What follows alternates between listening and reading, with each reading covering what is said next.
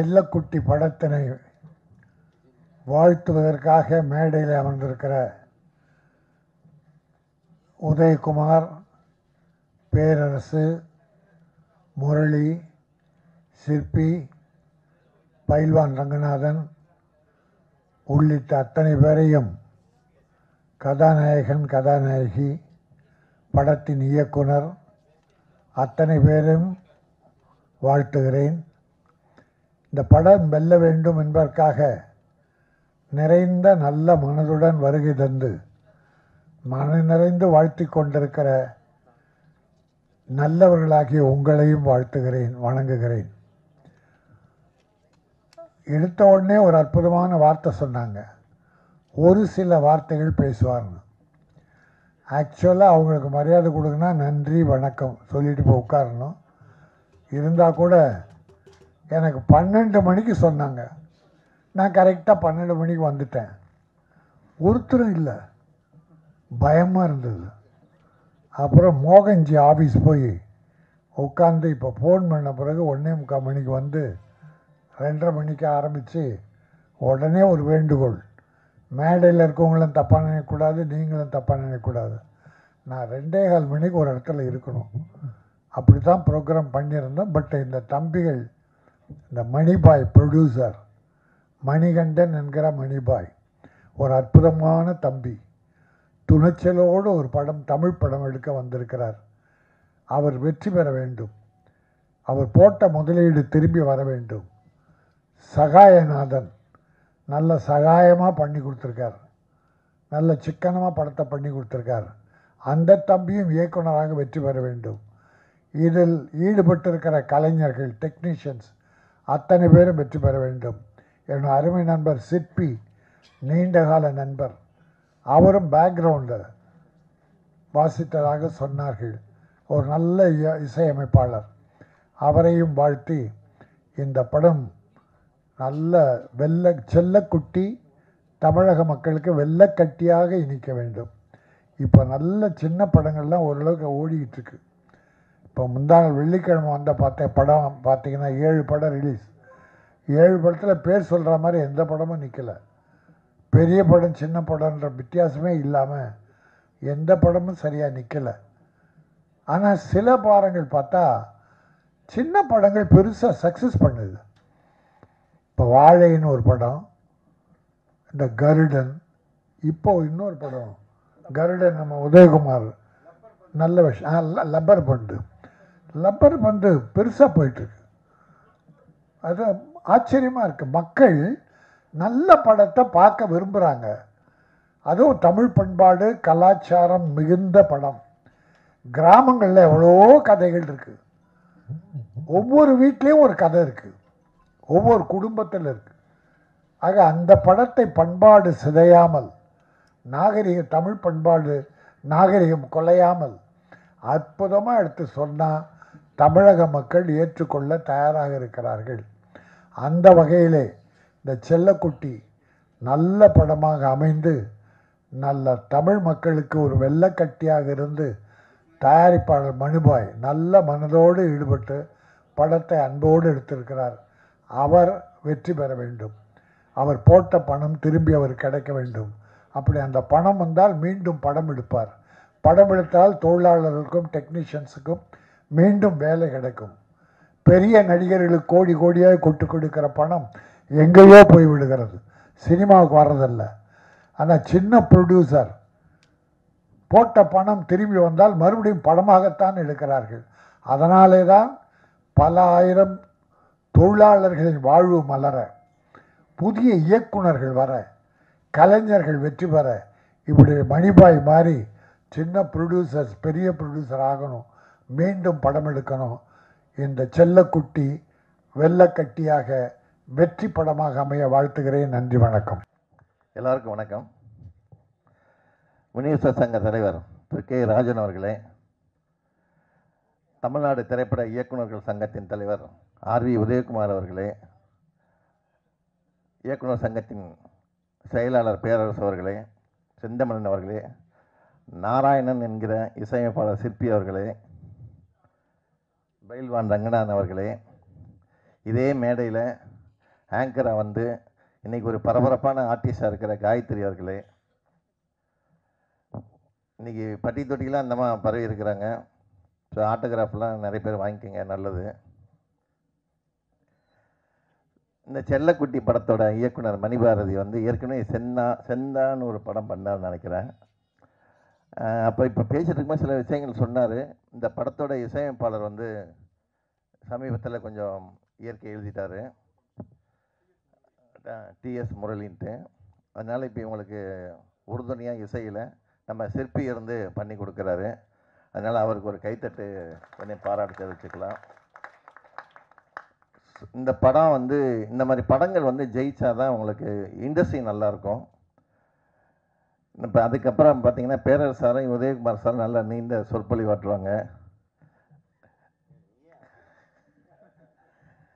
யார் எதை சொல்லணுமோ அப்போ தான் ரீச் ஆகும். அந்த கேமராலாம் வந்து வெளியில் போடும். நம்மளாம் நீங்கள் விஐபி, நான்லாம் விஓபி, அதனால் உங்களுக்கு தான் மரியாதை உண்டு. ஸோ அதனால் நீங்கள் நல்லா பேசுவீங்க. நீங்கள் பேசுகிறத கைத்தட்ட வந்தவன் தான் நான். இப்போ இந்த மாதிரி படங்களுக்கு இவங்க 2 பேர் தான் வந்து வாழ்த்துறதுங்கிறத ஒரு லட்சியமாக வச்சுருக்கிறாங்கன்னா முதல்ல அவங்களுக்கு நம்ம கைத்தட்டி பாராட்ட தெரிவிக்கணும். ஏன்னா நடித்த படங்களுக்கே நடிகர்கள் வர்றதில்லை, நடிகைகள் வர்றதில்லை.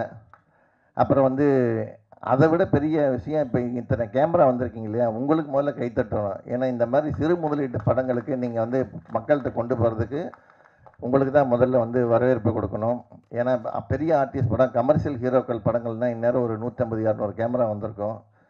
அந்த படங்களுக்கு பப்ளிசிட்டி தேவையில்லை. நான்லாம் மெர்சல் படம் பிஆர்ஓ பண்ணும்போது ஒரே ஒரு ஸ்டெல்லு தான் வெளியில் கொடுத்தேன். அது காட்டு தீயாக பரவி வந்துச்சு. இந்த மாதிரி படங்களுக்கு தான் நீங்கள் வந்து உறுதுணையாக இருக்கணும். ஸோ இந்த மாதிரி படங்கள் ஜெயிச்சா தான் வருஷத்துக்கு 250 படம் வந்து வேலை வாய்ப்பு கொடுக்குற மாதிரி வந்து சேரும். புது ப்ரொடியூசர்ஸ் உள்ளே வருவாங்க. அதே மாதிரி இந்த படம் ரிலீஸ் பண்ணுறதுக்கு இப்போ இவர் நம்ம ராஜன் சார் தலைவராக இருக்க சென்னை, செங்கல்பட்டு, காஞ்சிபுரம், திருவள்ளூர் மாவட்ட திரைப்பட விநியோக சங்கத்தின் செயலாளர் இவர் ராஜன் சார், அடுத்து செக்ரட்டரி வந்து கலைப்பள்ளி சேகர். ஸோ அவங்கக்கிட்ட நாங்கள் ஒரு கோரிக்கை வச்சுருக்கிறோம் தயாரிப்பாளர் சங்க சார்பில். இந்த சிறு முதலீட்டு படங்களை திரையரங்குகளை கொண்டு போய் ரிலீஸ் பண்ணுற வேலையை அந்த 9 ஏரியாவில் இருக்க விநியோக சங்கம் செயல்படுத்தினா நல்லாயிருக்குன்னு பேசியிருக்கோம். அதுக்கான வேலைகள் நடந்துகிட்ருக்கு.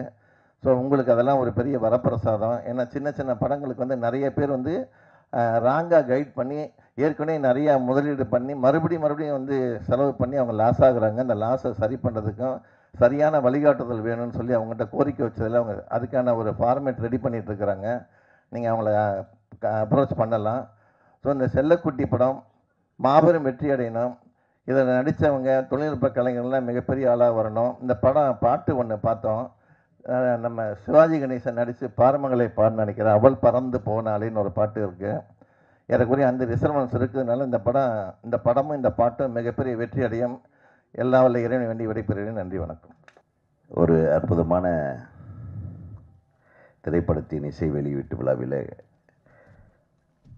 தமிழ்நாடு திரைப்பட இயக்குனர் சங்கத்தின் தலைவராகவும் இங்கே மேடையில் வீற்றிருக்கின்ற என்னை பற்றி புகழ்ந்து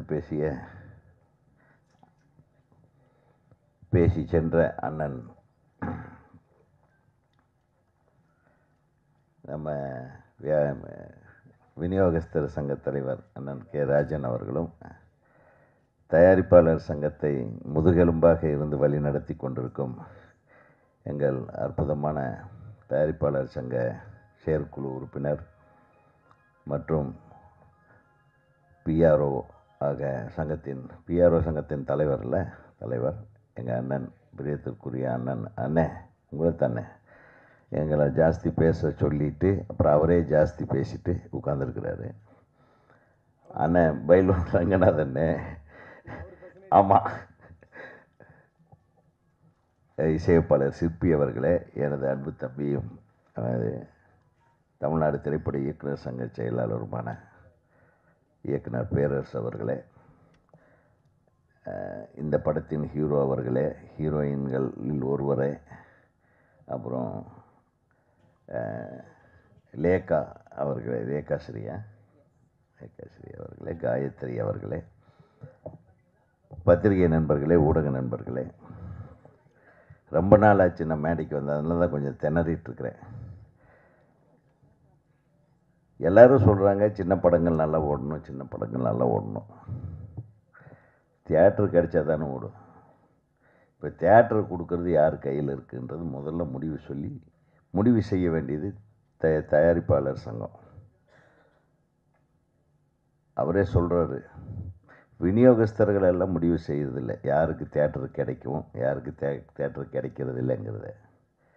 யார் முடிவு செய்ய வேண்டுமோ அவரிடத்தில் முறையிட்டு நீங்கள் முடிவு செய்ய வேண்டும் என்று அன்போடு கேட்டுக்கொள்கிறேன். ஏன்னா இன்றைக்கி 1 கோடியோ 2 கோடியோ 3 கோடியோ 5 6 கோடி வரையிலும் சிறு முதலீட்டு படங்கள் அப்படின்னு சொல்லி ஒரு வரைமுறையை தயாரிப்பாளர் சங்கம் வரையறுத்திருக்கிறது. அந்த 6 கோடிக்குள்ளே எடுக்கிற படங்களில் முகம் தெரிந்த ஹீரோக்களோ, தெரியாத ஹீரோக்களோ, அறிமுக ஹீரோக்களோ, அல்லது தோல்வி பெற்ற ஹீரோக்களோ, இவங்களுக்கெல்லாம் வரும்போது வியாபாரம்ங்கிறது எதுவுமே இல்லை, சுத்தமாகவே இல்லை. ஸோ வியாபாரம் இல்லாத ஒரு பொருளுக்கு எங்கே கொண்டு போய் வியாபாரம் பண்ணுறது? ஒரு கடையில் கொண்டு போய் வச்சா இது கொஞ்சம் கொடுங்கன்னு வாங்குவாங்க. அந்த கடையும் கிடைக்கலன்னா என்ன பண்ணுறது? ஆக இந்த மாதிரி சூழ்நிலை தான் உண்மையான சினிமாலாம் நல்லா இல்லைங்க. உண்மையாக நல்லா இல்லை, ஒரு 4 பேர்த்துக்கு நல்லா இருக்கு. இப்போ கூட இந்த படத்தோட பாடல்களை பார்க்கும்போது ரொம்ப ரொம்ப அழகாக டியூன் பண்ணியிருந்தார் மறைந்த முரளி அவர்கள். ரொம்ப பிரமாதமாக இருந்தது. அதுவும் மறைந்த முத்துக்குமார் அவர்களுடைய வரிகளில் இந்த முதல் பாட்டு ரொம்ப அற்புதமாக இருந்தது. அப்புறம் அண்ணன் சொன்னது போனால் என்ன பாட்டது, அவள் பாரு அவர் பறந்து போகிறார். அந்த பாடல் 2 பாடலுமே நல்லா இருந்தது. ரொம்ப இனிமையான இசையாக இருந்தது. இப்போ ரீரெக்கார்டிங் சொல்ல வேண்டியதில்லை. அவர் நட்புக்காக, அன்புக்காக சிற்பி அவர்கள் மிக அற்புதமான இசையமைப்பாளர். அவர் இந்த படத்துக்கு உறுதுணையாக இருந்திருக்கிறது ஒரு மிகப்பெரிய விஷயம். ஏழுமலை அவர்கள், இயக்குனர் ஏழுமலை இந்த படத்திலே உறுதுணையாக இருந்து இந்த படம் முடிவடைவதற்கு ஒரு காரணமாக இருந்திருக்கிறார். அவரை நான் பாராட்ட கடமைப்பட்டிருக்கிறேன். தயாரிப்பாளர் சொன்னதை நான் இங்கே இருந்தாலும் ஒரு பண்பாடு கருதி சில விஷயங்கள் நம்ம வெளியே பேச முடியல. ரொம்ப நல்ல ப்ரொடியூசராக இருக்கார், ரொம்ப இனிமையானவர். முதல்லையே சினிமாவை பற்றி தெரிஞ்சிருக்கு. அவர் இணை ஒளிப்பதிவாளராக பல படங்களிலே பணியாற்றி இருக்கிறார். இந்த படம் எடுக்கணும்னு வந்த டைம் தான் கொஞ்சம் பேட் டைமு. பட் நல்ல படம் எடுத்திருக்கீங்க. நிச்சயமாக இந்த எந்த முகமும் பார்த்தா முகம் சுளிக்கிற மாதிரி இல்லை, எல்லாமே அழகாக இருந்தது. அந்த எடுக்கப்பட்ட விதமும், பாடல் காட்சியாகட்டும், அது என்ன 2 ஹீரோ 1 ஹீரோயின் சப்ஜெக்டாக என்னமோ தெரியல, அது எனக்கு கொஞ்சம் புரியல. பட்டு மிக அழகாக இருந்தது. அந்த பொண்ணும் அழகாக எக்ஸ்ப்ரெஷன் கொடுத்துருந்தாங்க. தம்பிங்க 2 பேரும் ஹீரோக்கள் 2 பேரும் நல்லா நடிச்சிருந்தாங்க. இந்த மாதிரியான படங்கள் நிச்சயமாக வாழை மாதிரி அண்ணன் சொல்கிற மாதிரி நிச்சயமாக ஓட வேண்டும். அந்த காலத்தில் பார்த்திங்கன்னா பெரிய படங்கள், சின்ன படங்கள்னு இல்லாமல் எல்லா படங்களுமே ஓடும். ஒரு தீபாவளிக்கு ஒரு 15 படம் ரிலீஸ் ஆச்சுன்னா ஒரு 10 படம் தியேட்டர்களில் 100 நாள் ஓடிடும். அப்புறம் மீதி படங்கள் எல்லாம் இவர் 75 நாளாவது ஓடும், இல்லை 60 நாள் ஓடும், 50 நாள் ஓடும். எந்த படத்தை எடுத்த தயாரிப்பாளர்களுக்கும் நஷ்டம் இருக்காது. அப்படின்னா அந்த 16 படத்தையும் பிரித்து ஜனங்க பார்த்துருவாங்க. அப்போது சிவாஜி படம் வரும், எம்ஜிஆர் படம் வரும், முத்துராமன் படம் வரும், ஜெய்சங்கர் படம் வரும். இந்த மாதிரி எல்லா நடிகர்களுக்கென்றும் படம் இருக்கும். ஒரு சாமி படம் வரும், அதுக்குன்னு ஒரு கூட்டம் போகும். எத்தனை அழகாக இருந்த அந்த சினிமா. அந்த படங்களை பார்த்துட்டு நான் சின்ன பையனாக இருக்கும்போதெல்லாம் வில்லேஜில் இந்த திண்ணையில் உட்காந்து அந்த கதையெல்லாம் சொல்லிகிட்டு இருப்பாங்க. ஒரு திரைப்படம் என்பது தான் பார்த்து அனுபவித்து ரசித்த விஷயத்தை அது ஒரு திண்ணையிலேயோ ஒரு மேடையிலேயோ ஒரு தெரு முனையிலேயோ நின்று கொண்டு முழு கதையையும் சொல்லி கொண்டிருந்த காலம் அது. அப்படி சொல்கிற அளவுக்கு படம் எடுத்தாங்க. இப்போ முழு கதையை யாராச்சும் சொல்ல முடியுமா? இப்போ மிகப்பெரிய ஹிட்டு கலெக்ஷன் படங்களில் நீங்கள் கதை எப்படி சொல்கிறதுனே தெரியாமல் முடிச்சிட்ருப்பீங்க. இப்போ நான் கொஞ்ச நாளாக பார்த்துட்ருக்குறேன். அண்ணனுக்கு தெரியும், படம் விமர்சனங்கள்ன்ட்டு நிறைய யூடியூபர்ஸு நீங்கள் ரொம்ப முயற்சி பண்ணுறீங்க. உங்களை நான் பாராட்டாமல் இருக்க முடியாது. ஏன்னா அந்த படத்தை பார்த்துட்டு அந்த படத்தை கதை என்னன்னு சொல்ல முடியாமல் திணறீங்க பாருங்கள்.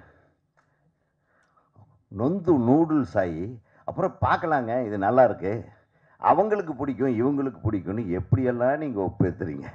உங்களுக்கு நான் தலை வணங்குறேன். இப்படி இருக்குது அந்த காலத்து படங்கள். ஏங்க நம்ம 90களில் இருந்த படங்கள் வரை ஒரு படத்தின் கதையை அழகாக படம் பார்த்து விட்டு வந்து சின்ன பசங்களுக்கோ பக்கத்து வீட்டுக்காரங்களுக்கோ கதை சொல்லுவாங்க தெரியுமா? அந்த மாதிரி ஒரு படத்தோட கதையை இப்போ சொல்ல முடியுமா? மிக பிரம்மாண்டங்கள் என்ற பெயரில் மக்களுடைய பாக்கெட்டை மட்டுமே எங்கே இந்த பாக்கெட்லேருந்து எவ்வளவு எடுக்கலான்றதை மட்டுமே மைண்டில் வச்சுட்டு ஸ்கிரிப்ட் பண்ணி அது உட்காந்து ஜனங்க வேறு வழி இல்லாமல் எல்லா தேட்டர்லேயும் அதே படத்தை போட்டு வேறு எங்கேயுமே போக முடியாது, நீங்கள் அங்கே தாண்டா வந்தாகணுன்றது கட்டாயப்படுத்தி இன்றைக்கு வசூல் வேட்டையில் ஈடுபடுகிறார்கள். இது தமிழ் திரையுலகம் எந்த அளவுக்கு மோசமாக போயிட்டுருக்குன்றதுக்கு ஒரு எடுத்துக்காட்டு தான். தயவு பண்ணி நல்ல கதைகள் எடுங்க. கதைகளுக்கா பஞ்சம்? ராஜன் சொன்ன மாதிரி எத்தனை வாழ்வியல் விஷயங்கள் இருக்குது, எத்தனை அழகான விஷயங்கள் இருக்குது. நம்மை சுற்றி நடக்கிற நல்ல விஷயங்களை படமாக எடுங்கள். ஏதோ ஒரு இங்கிலீஷ் படத்தை பார்த்துட்டு இவ்வளவு பெரிய ஓட்டை இருக்கிற ஒரு கன்னெல்லாம் நாங்கள் பார்த்ததே இல்லைங்க. அதை சர்வசாதாரணமாக எடுத்து சுட்டுவிட்டுருக்காங்க. எங்கேங்க நம்ம ஊரில் அதையெல்லாம் நடக்குது? எத்தனை தடவை தான் காதலை பூ சுற்றுவீங்களா? சுற்றினாலும் பரவாயில்ல, நீங்களும் அந்த சுற்றுற படத்துக்கு எப்படியாவது ஓட வைக்கணுன்ட்டு நீங்களும் முயற்சி பண்ணுறீங்க பாருங்கப்பா. கஷ்டமாக இருக்குங்க. அதுக்காக நான் சொல்லலை. இப்போ நானே எனக்கு ஒரு தயாரிப்பாளர் நீங்கள் கண்டிப்பாக ஒரு படம் எடுக்கணுன்னா நான் ரொம்ப யோசனை பண்ணுவேன். ஏன்னா அவ்வளவு குழம்பி போயிருக்கு மைண்டு. ஒரு நடிகரை போட்டால் ஒரு 400 கோடி ரூபா கலெக்ஷன், ஒரு 600 கோடி ரூபா கலெக்ஷன் என்ற பிம்பத்தை ஏற்படுத்தி கதை இல்லாமல், ஒரு அழகியல் இல்லாமல், எதை பார்த்தாலும் நைட்டில் போட்டு அடிக்கிறது, உதைக்கிறது, வெட்டுறது, குத்துறது, சுட்டு தள்ளுறது, அப்புறம் மீறி போனால் கடைசியில் எல்லாம் முடிச்சுட்டு ஒரு ஹை ஸ்பீடு ஷாட்டை போடுறது, இல்லைன்னா முன்னாடி போடுறது. எல்லாம் விவரம் தெரிஞ்சவங்க ஏமாற்ற ஆரம்பிச்சிட்டாங்க. சினிமாவை நம்ம தான் காப்பாற்றணும். சினிமா எப்பவுமே நல்லா தான் இருக்குது. சினிமாக்காரர்கள் தான் சினிமாவை ஏமாற்றுகிறார்கள். சினிமா யாரையும் ஏமாற்றுவதில்லை. நான் சொல்கிறேன், உண்மையிலுமே ரொம்ப மனசுக்கு கஷ்டமாக இருக்குது. நல்ல படங்கள்னு நம்ம சொல்லி சந்தோஷப்படக்கூடியது 1% கூட இல்லை. நல்ல படம் நல்லா இல்லாத படத்துக்கு யாருக்காவது நல்லா இருக்குன்னு சொல்லியிருக்கீங்களா? அந்த குற்றச்சாட்டை வாபஸ் வாங்கிங்க.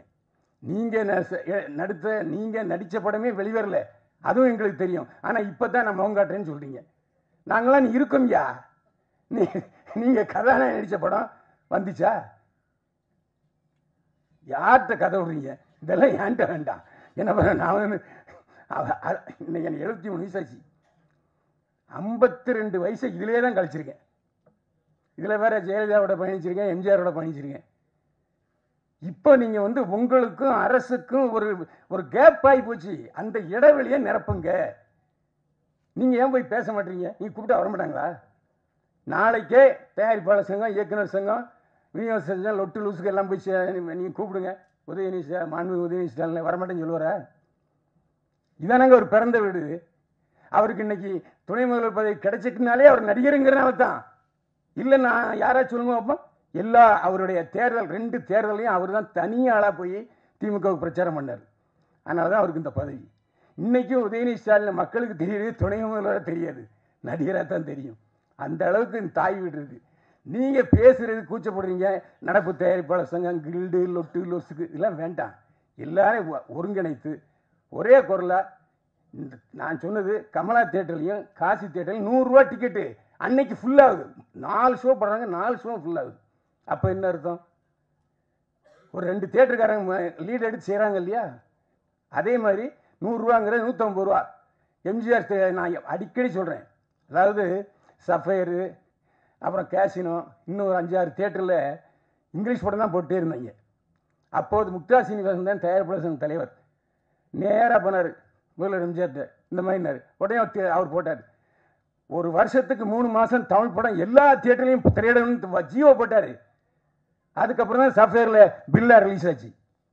இந்த மாதிரி அரசுக்கும் நம்ம திரைப்பட தொழிலுக்கும் ஒரு அணுக்கமான நுணுக்கமான தொடர்பு இருக்கணும். இருந்தால் நிச்சயமாக அந்த காலத்தில் 7 படம் வந்து 7 படம் ஓடலையா? நீங்கள் தானே சொன்னீங்க 7 படம் ஓடிச்சுன்னு. 7 படத்துக்கு தியேட்டர் இருந்தது இல்லை. எனக்கு தெரிஞ்சு ஒரே நாளில் தீபாவளியில் 4 படம் பார்த்துருக்கேன். புரட்சியாளர் எம்ஜிஆர், நடிகர் சிவாஜி கணேசன், ஜெய்சங்கர், முத்துராமே 4 படம் பார்த்துருக்கேன் ஒரே நாளில் 4 ஷோ. அப்படிலாம் பார்க்குறதுக்கு ஜனங்க இருக்காங்க.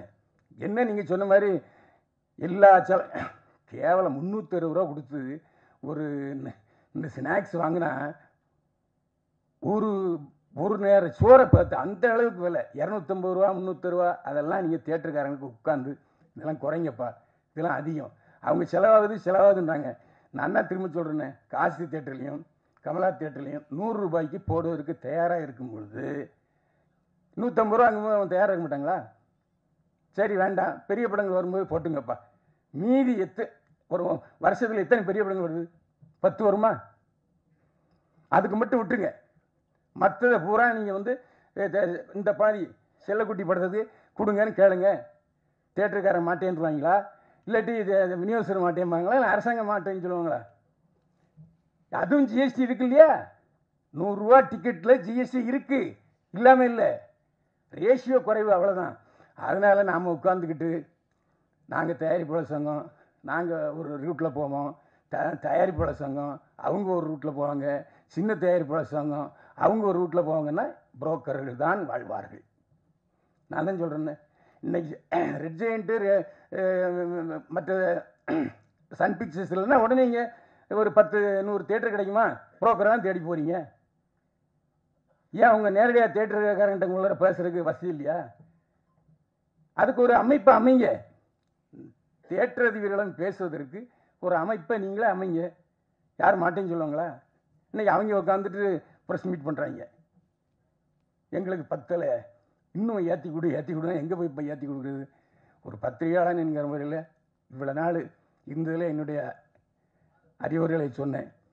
ஏன்னா என்ன காரணம்னா, சில விஷயங்கள் தெரியாமல் இருக்காங்க.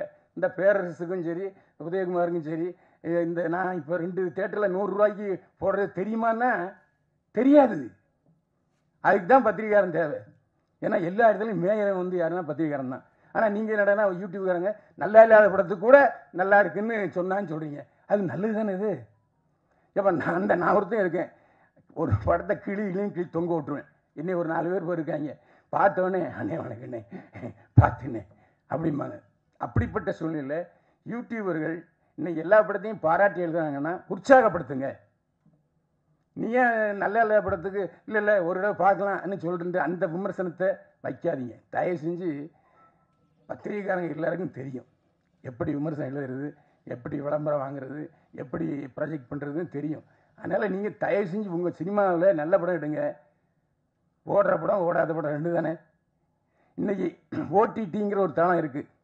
அந்த ஓடிடி தளத்தில் பேசுங்க. ஓடிடி தளம் 4 தளம் இருக்கு இல்லையா, அவங்ககிட்ட பேசுங்க. முன்னாலேயாச்சும் சென்னை தமிழ்நாடு ரிலீஸு இல்லைன்னா சிலோன் ரிலீஸு. சிலோன் தான் விற்பனை, அவ்வளோ விற்பனை. எம்ஜிஆர் படம் சிவாஜி படமும் சிலோன்லாம் 100 நாள் ஓடும். ஓடிடி தளம் இப்போ திடீர்னு ஸ்ட்ரைக் பண்ணுறான், மாட்டேங்கிறான். அவன் சிவப்பு கொடி காமிச்சிட்டான்.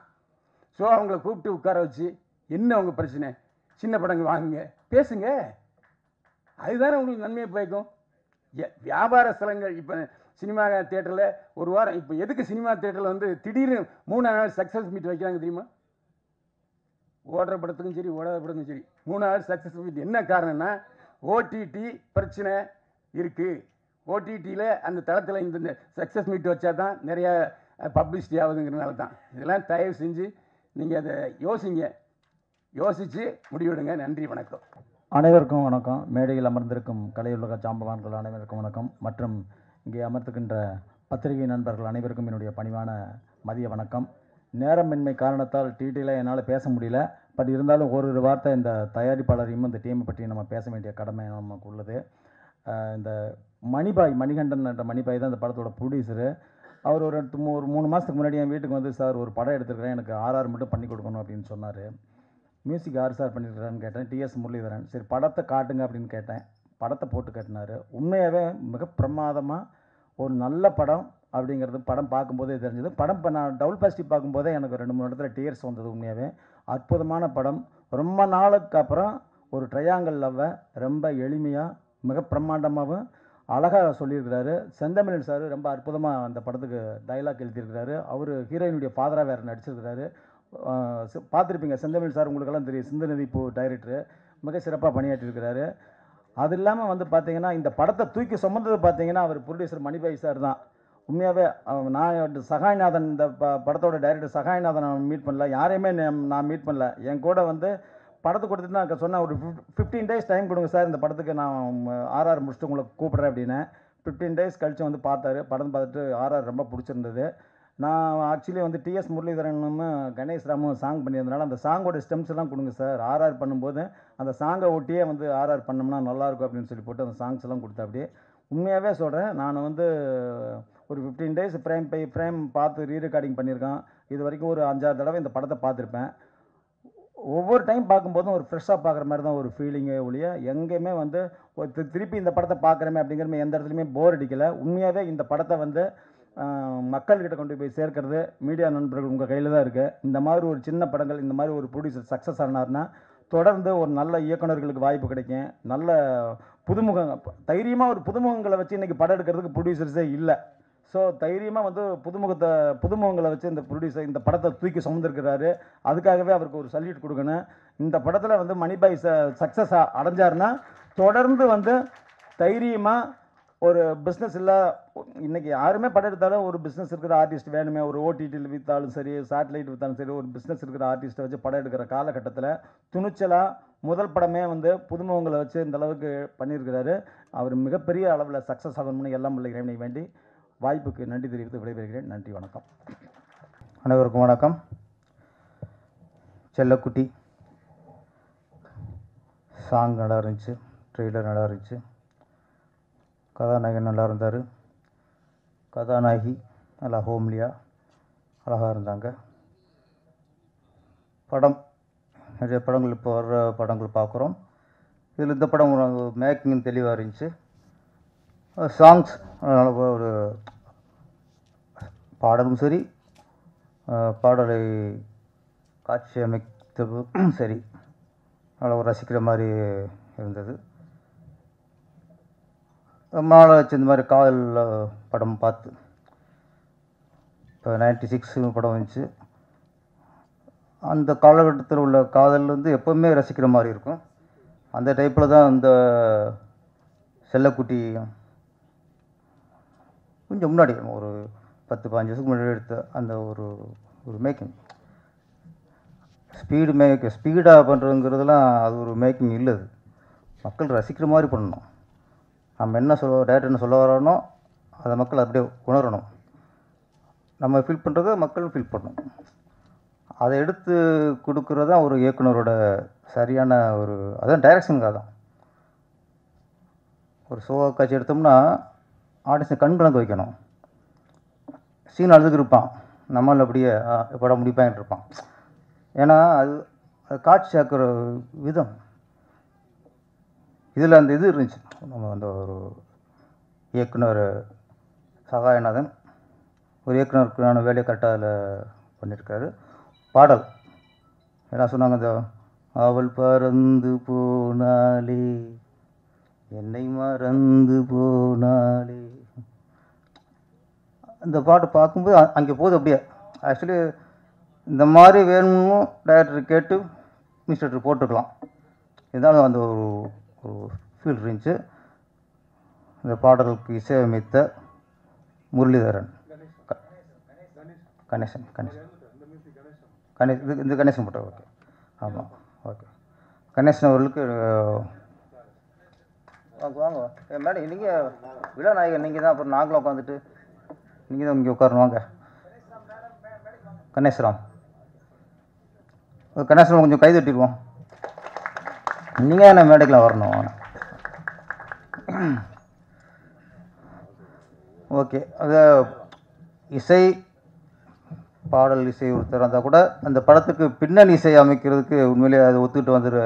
நம்ம என்ன சிற்பி அவர்களுக்கு அப்புறம் அங்கே அவர் தான் செட்டு அப்புறம் விடுங்க.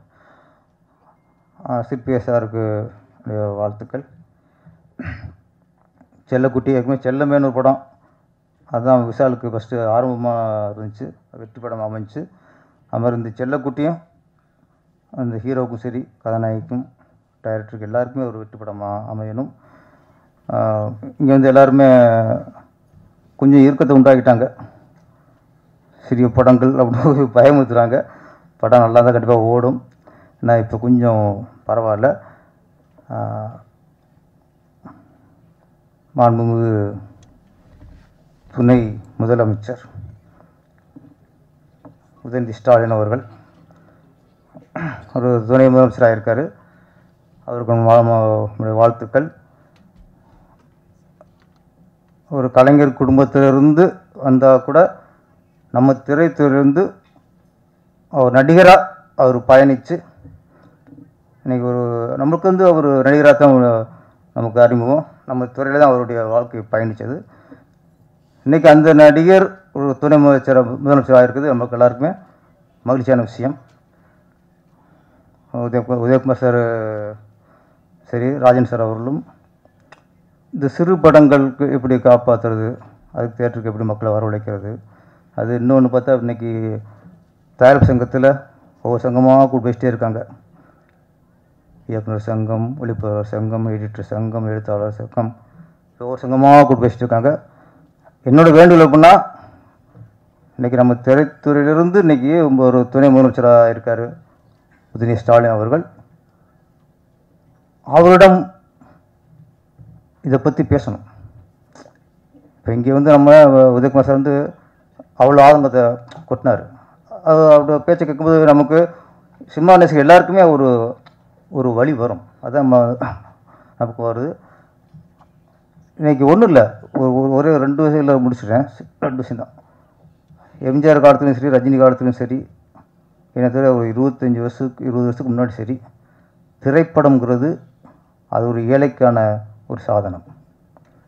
அப்போ தியேட்டருக்கு போனோன்னா யார் போவாங்கன்னா, ஆட்டோ ஓட்டுறவங்க, ரிக்ஷா ஓட்டுறவங்க, ரோட்டு வேலை பார்க்குறவங்க, விவசாயம் பண்ணுறவங்க, கட்டட வேலை பார்க்குறவங்க, இப்படி உழைக்கிறவங்க எல்லாருமே அந்த உழைப்பின் களைப்பை தீர்க்கிறதுக்கு போகிற இடமாகத்தான் திரையரங்கம் இருந்தது. அன்னைக்கு பணக்காரர்கள் படம் எடுத்தார்கள், ஏழைகள் படம் பார்த்தார்கள். இன்று பணக்காரர்களும் படம் பார்க்கிறார்கள், தயாரிப்புகள் ஏழையை விடுகிறார்கள். எல்லாருக்கும் வணக்கம். மேடையில் இருக்கும் பெரியவர்களுக்கு வணக்கம். ப்ரெஸ் பீப்புள் எல்லாருக்கும் வணக்கம். ரொம்ப சந்தோஷம், எங்கள் படத்தை ப்ரமோட் பண்ணுறதுக்காக வந்ததுக்காக ரொம்ப சந்தோஷம். சின்ன படம் பெரிய படம்னு பார்க்காம இந்த படத்தை பார்ப்போம், படம் நல்லா இருந்தால் கண்டிப்பாக ப்ரமோட் பண்ணுவோங்கிற எண்ணத்தோட, நல்ல எண்ணத்தோடு வந்த அத்தனை பேருக்கும் வணக்கம். முதல்ல நான் இங்கே வந்து நிற்கிறதுக்கு காரணமாக என்னோடய அம்மா அப்பா, அவங்களுக்கு என்னோடய நன்றி வாழ்த்துக்களை தெரிவித்துக் கொள்கிறேன். திரும்ப சொல்கிறாங்க நம்ம பிளான் பண்ணபடி இல்லாமல் ரொம்ப அதிகமான டைம் ஆயிடுச்சு அப்படின்னு. அதனால் எல்லா நன்றிகளும் இன்னொரு மேடையில் நான் சொல்லிக்கிறேன். முக்கியமான நன்றி ப்ரொடியூசர் சார் அவங்களுக்கு, டைரக்டர் சார் அவங்களுக்கு என்னை செலக்ட் பண்ண காரணத்துக்காக ரொம்ப நன்றியை தெரிவிச்சுக்கிறேன். இன்னொரு முக்கியமான விஷயம், 2 முக்கியமான விஷயம் சொல்லிட்டு கிளம்புறேன். ஒன்று, எத்தனை பேருக்கு கிடைக்கும்னு தெரியல, நான் முத்துக்குமார் சார் அவங்களோட லிரிக்ஸில் எனக்கு ஒரு அருமையான பாட்டு, நீங்கள் பார்த்த அந்த பாட்டு, அது நல்லா உங்களுக்கெல்லாம் பிடிக்கும்னு நம்புகிறேன். நிறையா அம்மாக்காக அப்பாக்காக பாட்டு எழுதியிருக்காங்க, ரொம்ப ஹிட்டும் ஆகிருக்கு. அது மாதிரி இது வந்து ஒரு காதல் பாட்டு, ரொம்ப நல்லா வந்திருக்கு, மக்களுக்கும் பிடிக்கும்னு நம்புகிறேன். இன்னொரு விஷயம் என்ன அப்படின்னா, இது வந்து ஒரு 90s கிட்ஸோட லவ் ஸ்டோரி. சும்மா சாதாரண லவ் ஸ்டோரி மாதிரி இல்லாமல், இன்றைக்கி இருக்கக்கூடிய இன்றைக்கி இருக்கக்கூடிய காலகட்டத்தில் இருக்கக்கூடிய ஒரு லவ் மாதிரி இல்லாமல், செல்ஃபோன் இல்லாமல், ஃபேஸ்புக் இல்லாமல், இன்ஸ்டா இல்லாமல், அந்த காலத்தில் ஒரு பையன் ஒரு பொண்ணை எப்படி பார்க்குறான், அந்த பொண்ணு மனசில் என்ன இருக்குது அப்படிங்கிறத பற்றி நம்ம எல்லாரும் அந்த காலத்தில் படிக்கும்போது, காலேஜ் போகும்போது, ஸ்கூலில் போனது எப்படி இருந்ததோ அதை ரீகலெக்ட் பண்ணுற மாதிரியான ஒரு படமாக இருக்கும். இன்னும் சற்று நேரத்தில் அந்த படத்தை நம்ம பார்க்க போகிறோம். கண்டிப்பாக பாருங்கள். நீங்கள் நல்லபடியாக ப்ரொமோட் பண்ணுங்கள் அப்படின்னு நான் சொல்லலை, பாருங்கள், கண்டிப்பாக படம் உங்களுக்கு பிடிக்கும். பிடிச்சிருந்தால் பாசிட்டிவாக எழுதுங்க. படத்தில் ஒரு அருமையான மெசேஜ் இருக்குது, ரொம்ப முக்கியமான மெசேஜ், இன்றைக்கி எல்லாரும் தெரிய வேண்டிய ஒரு மெசேஜ். ஒரு பொண்ணுக்கு விருப்பம் இல்லாமல், ஒரு பையனுக்கு விருப்பம் இல்லாமல், எவ்வளோ ஆழமாக ஒரு காதலை சொன்னாலும் அந்த காதல் உண்மையான காதல் அல்ல, 2 பேருக்கும் சேர்ந்து வர்றது தான் உண்மையான காதல் அப்படிங்கிறது தான் கரெக்டான மெசேஜ். பிடிக்கலனா விட்டுறணும். பின்னாடியே போய் தொந்தரவு பண்ணி பண்ணுறதெல்லாம் ரொம்ப தப்பு. அந்த அவங்க வாழ்க்கையை கெடுக்கிறது, ஆசிட் அடிக்கிறது, நிறைய விஷயங்கள் நடந்துகிட்ருக்கு டெல்லியில், நம்ம கேள்விப்பட்டிருக்கோம். அந்த மாதிரிலாம் பண்ணக்கூடாதுங்கிற ஒரு அற்புதமான மெசேஜை இதில் சொல்லியிருக்காங்க. எல்லோரும் சப்போர்ட் பண்ணுங்கள். வாய்ப்புக்கு நன்றி. வணக்கம். வந்திருக்க ப்ரெஸ் மீடியா பீப்புள்ஸ் எல்லாருக்கும் நன்றி. நிகழ்ச்சியை சிறப்பிக்க வந்த சிறப்பு விருந்தினர்கள் எல்லாருக்கும் நன்றி. இயக்குனர் சார் எல்லாருக்கும் நன்றி. எல்லாமே டிட்டோ பேசிட்டாப்பில், நான் என்ன பேசுறதுன்னு தெரில. எல்லாமே பேசினா திருப்பி ரிப்பீட்டடாக தான் இருக்கும். ஒரு உழைச்சி காசை கொண்டு வந்து ஒரு படம் தயாரிக்கிற தயாரிப்பாளர் வந்து இந்த காசை திரும்ப வரணுன்ட்டு ஓரளவுக்கு பரிச்சயமான முகங்களுக்கு வாய்ப்பு கொடுக்கறது தான் அது ஒரு சேஃபர் சைடாக இருக்கும். இங்கே ஒரு சாமானிய மனுஷனுக்கு சினிமா கிடைக்கிறதுன்றதே ஒரு சரித்திர நிகழ்வு மாதிரி தான் இருக்குது.